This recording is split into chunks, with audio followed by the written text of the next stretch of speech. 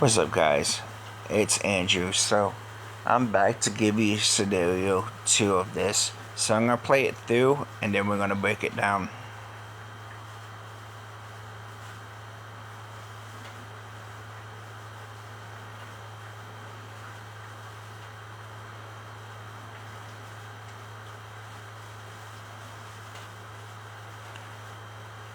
I want to point out right here that they're supposed to be moving to get um, cover and concealment. So, that's why they're moving away from the subject.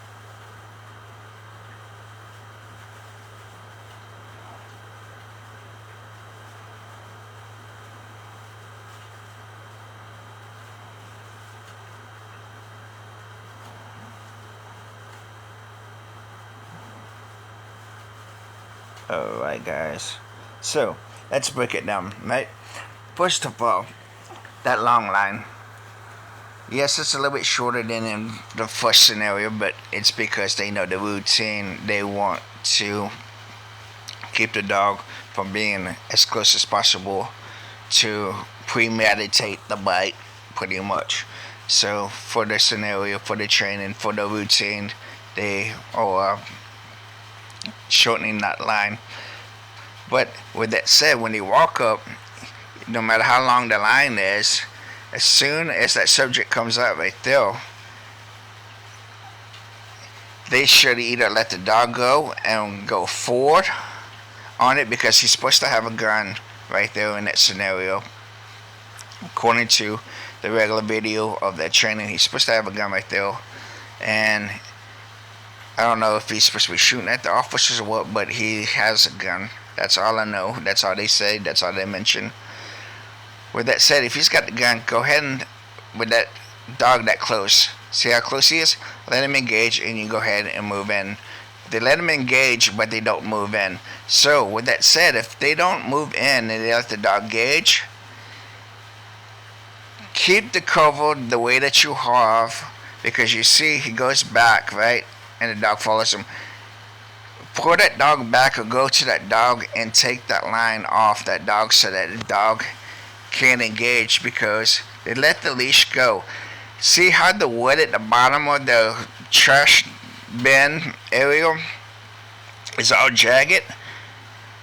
That line can easily get tangled. Now at this point he's supposed to bite the dog and you can actually hear a shot fired, and the shot is supposed to be not to kill the dog but to get the dog to walk through the sound of gunfire, to be familiar with gunfire, which is piss poorly done. If you fire a weapon, the dog should understand that weapon in this type of scenario as being a threat. There's other ways to get a dog used to walking around gunfire, and it's called a range. You don't try to familiarize a dog with to guns in situations like this because it takes away that understanding of the threat, and that's how a lot of dogs end up dead, and they end up dead in situations like this. So the guy comes closer and he starts moving away and he calls the dog off, and when the dog comes, notice when they start walking for cover,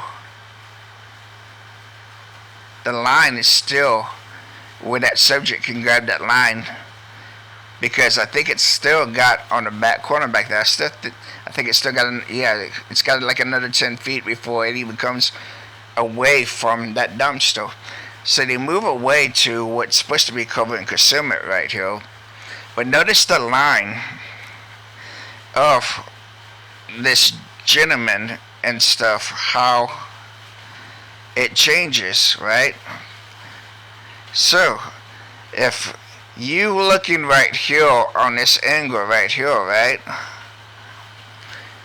and you can't see anything behind you, if the guy is right here, he can walk through that tree line back there and you would never know what's going on because you have no sight. Picture, you have no line of sight, you have no point of aim of anything behind this cover right here. that guy at this point can be fleeing. So if you still want cover and concealment, what you want to do is make contact with that point, and that point allows you to be able to see this way, and then you can get to this point right here, and then you can go that way behind the dumpster. You can get contact with this point right here, go get contact with that point, and pile around, and you got cover. And the only thing that you don't have cover on, unless the screen guy moves that way like that, is this back area back there. But if you move, you can take over that, and it allows that subject from being able to move backwards into whatever might be behind that tree line. But right now, as it sits, you don't know if that guy's still back there.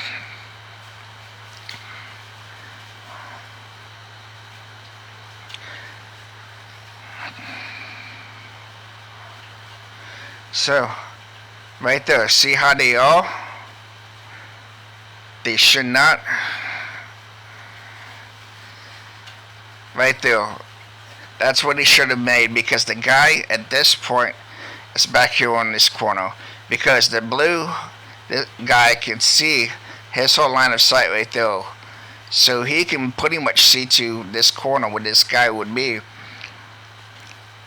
And he could be on his backside, but this more this guy moves that way, he can see down that backside. And this guy right here has cover. He has the canine, so he can decide to go that way or that way depending on what the guy. And once again, you keep the guy from going that way to go backwards.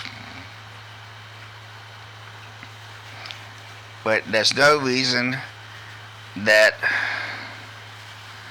this guy should be having these officers move off of him like that. Yes, I know they want cover and concealment, but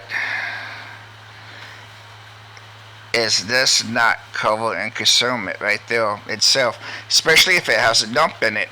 Because if it has a dump in it, you have to shoot through one side of the metal container, and then the bullet changes trajectory as it gets inside the container, if it does make it through the steel. And the heat, the humidity, and the air temperature changes the course of that bullet. So by the time it comes out on the other side, if it makes it through, it has to go through some more air before it hits this wood right here. Once it hits this wood, there's no telling if it's going to go this way, or if it's it's going to make it through at all. So that's cover and concealment right there in itself, and it keeps that gap, that reaction gap, smaller, so you can get on target quicker. Because like I said and keep pointing out, that guy can flee back here somewhere, and you would never know if you keep moving that direction like they are.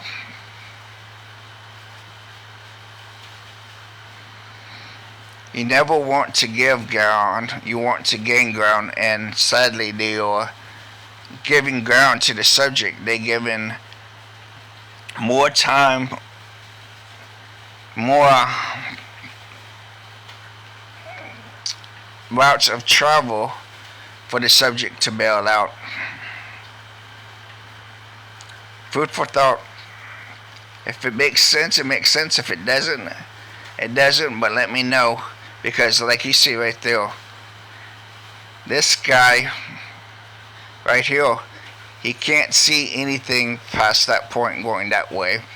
So he is forced to look that way. This guy right here, he can see that way clearly, and he should be able to see that way, but he can't see anything that's back here. This guy, he can see that way because this tree blocks him from seeing that way. But that whole back here there allows that guy to go that way. And they will never know. They could sit there for 45 minutes thinking this guy's just sitting back there, and he could have taken off going that way. There's no reason they should not be using that as cover. And it forces the subject, because there's three of them as well, they outnumber the subject, to flee back to this tree line and put himself in the open to get away from what this cover is right here. Because if he's got this as cover, what do these guys have? What do these guys have as cover?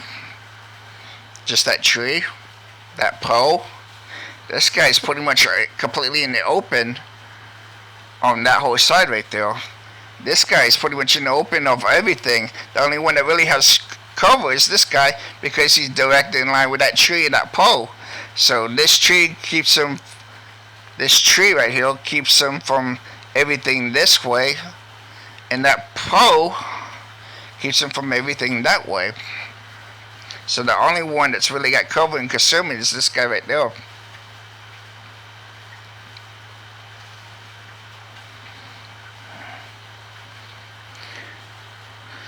Just food for thought.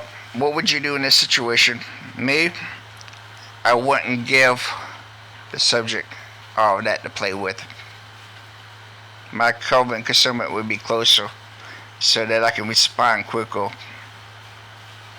Any questions, comments, or concerns? Get at me. Until next time.